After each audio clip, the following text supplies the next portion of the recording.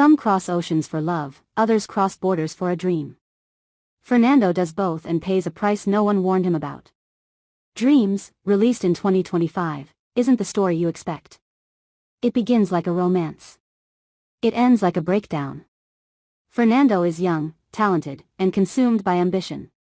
Classical dance isn't just his passion, it's his identity, his ticket out of Mexico, his chance to exist in the eyes of the world. And when Jennifer, a 50-year-old American woman, enters his life, he sees something else too, a door. Jennifer isn't simply wealthy. She funds a Ballas Foundation in Mexico. She navigates between worlds with ease. A press conference alongside her father, Michael. A witty conversation with her brother, Jack.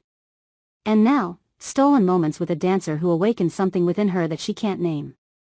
At first, it all seems like destiny. Fernando crosses clandestinely into the United States, reaches a house in California that Jennifer has arranged, and that night, two people from radically different worlds search for each other in the darkness. It all seems like a magnificent beginning, but it is here that the film reveals its first truth. In silence. Desire and strategy are difficult to separate.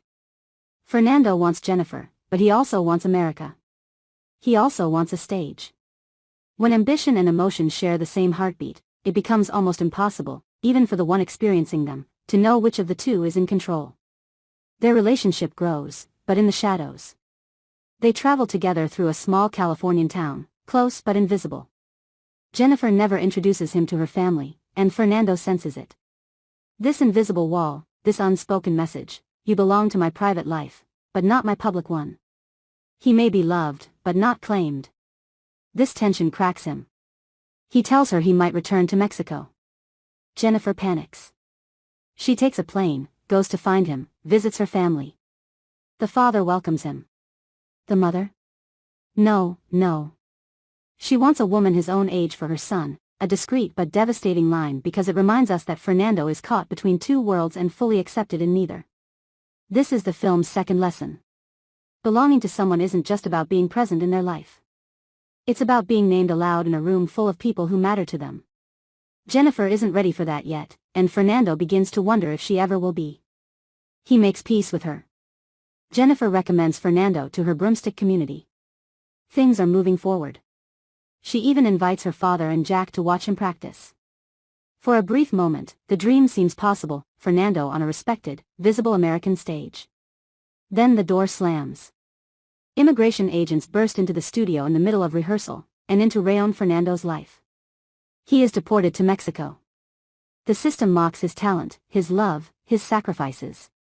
A document, or its absence, erases everything. Jennifer rushes to Mexico. Fernando tells her he will find another way through a friend, another route. But Jennifer asks him to wait, to trust her, to let her sort things out properly. He can no longer wait. Something inside him breaks. What follows is the moment the film has been building towards from the beginning, and it is difficult to watch. Fernando locks Jennifer up. He restricts her movements, questions her loyalty, refuses to let her go. The man who danced with grace becomes something disturbing. It is despair that transforms into control. It is a dream that turns into obsession. And this is the film's final truth, the most important one. When people feel powerless, some respond with patience, others with possession. Fernando, deprived of a visa, a stage, a future, reaches for the only thing he still believes he can control, Jennifer. But love was never meant to be a cage, and the day he forgets that, he loses absolutely everything. Jack arrives with men. Jennifer is freed. Fernando is beaten and left helpless on the ground. The dream is over. Not because America was cruel, nor because Jennifer stopped loving him, but because Fernando, in his darkest moment, chose fear over love. Dreams is not a film about immigration, even though immigration runs through it. It is not a film about romance, even though romance inhabits it. It is a film about what happens to a human being when desire meets despair and the line between passion and control becomes dangerously blurred. Some cross oceans for love, others cross borders for a dream.